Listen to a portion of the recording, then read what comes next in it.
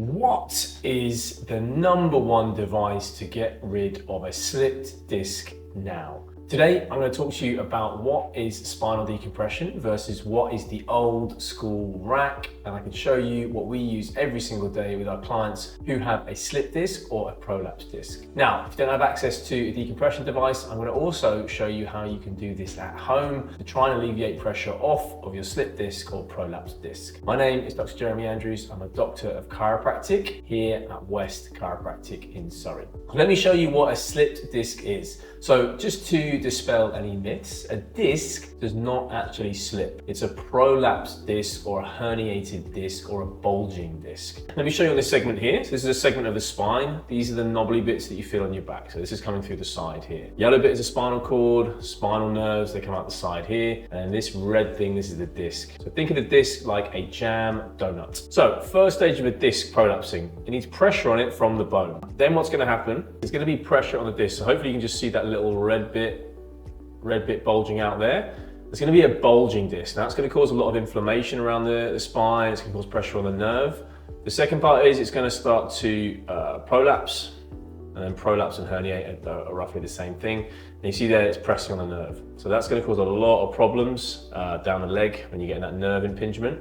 But the start is that bulging section there where the outer layer of the disc, the doughy bit, starts to get damaged. It's called the annulus fibrosus, the layers of cartilage. So we want to make sure we're protecting those, but if they start to get damaged, that's when we need to really jump in and start doing some work on that. But the premise behind spinal decompression is to get that disc back into the right position, if that is possible at all. So the old school rack, a lot of our clients who come to us with prolapsed disc and we talk about decompression say, oh, you're going to put me on the rack. Well, the rack was something back in the 70s and the 80s, which was used in the NHS. And it was essentially a stretching device where people were placed on a rack table and their spine was stretched out to try and take pressure off. Now, sometimes they were on this for anything from 5 to 6 weeks. So long periods of time trying to repair damaged discs. We now know that that's not the most ideal position for the body to be in for long periods of time. We find that 3 times a week of spinal decompression for a short period of time, 30 minutes, is enough to get some gentle traction through the base of the spine. And the whole premise behind spinal decompression, coupled with chiropractic adjustments, is that it creates a vacuum for the disc to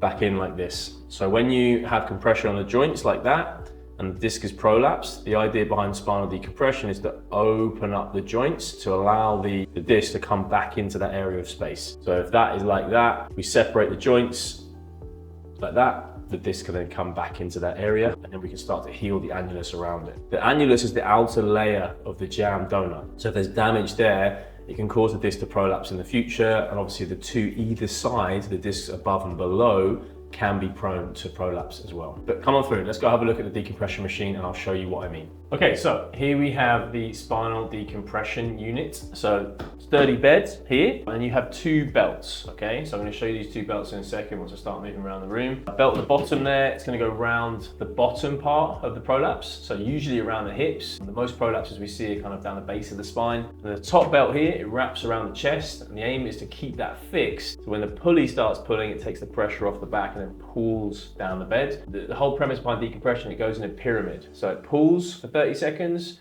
relaxes for a minute, pulls for 30 seconds, relaxes for a minute, and it goes up in a staggered approach to take pressure off the back. And then it starts to come back down the other side for 25 to 30 minutes. So these are the 2 belts here. You see the bottom belt there and the top belt. So this is the traction unit here, and that's obviously going to pull. So you see that pyramid there, how that's where it works up. And we can change the pounds of pressure, we can change the area of the spine we're working on, we can change the hold time, the rest time. So it can be customized to the person to get pressure off the base of the spine. Okay, so that's great, but not everyone has one of those in their garage. So if you don't have access to a chiropractor nearby with a spinal decompression unit, then there is something that you can do at home to help with this. So you'll need a traction device, something like this. This is a lumbar traction device here, so you see that sort of pyramid approach.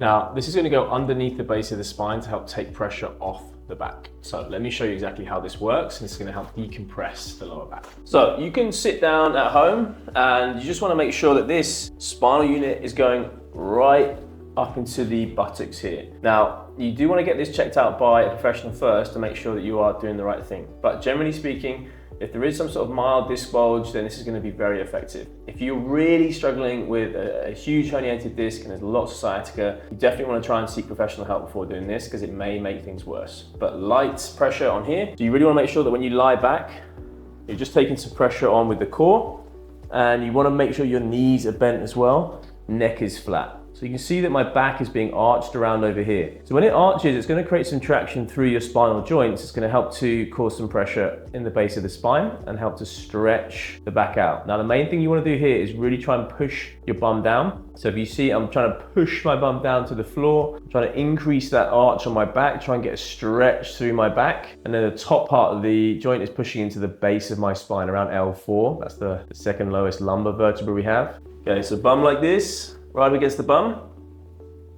knees bent, remember, and then back flat, and then try and, not this, you're trying to push down through here.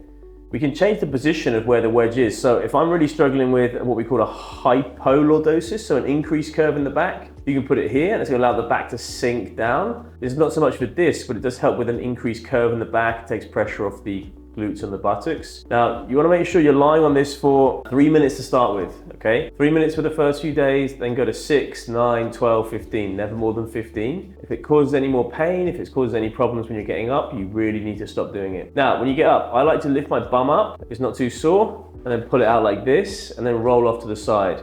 Some people, if I'm on the floor, they just roll off to the side and then get up on their hands and knees. Because I'm on this bench, I'll do it like this. And then I'm on my side, legs come down like this. So where do you get those wedges from? Well, you can find them on Amazon. If you just type in lumbar wedge, then you should be able to find something very similar to that. Just be careful of those like semicircular back stretchers. They're very generic. They're not specific for the base of the spine. So you do want to get something with a good point in it. I mean, it's not too hard, but hard enough that it's going to cause distraction through the base of the spine as well. If you need help on it, just drop a comment in the show notes below and I'll be sure to get back to you on that. So if you like the video, please hit the like button, subscribe to the channel for the regular updates. And of course, you can grab copies of my best-selling books here, Transform Your Back and The Secret Cure to Back Pain, How to Avoid a Lifetime of Painkillers and Surgery. Many thanks.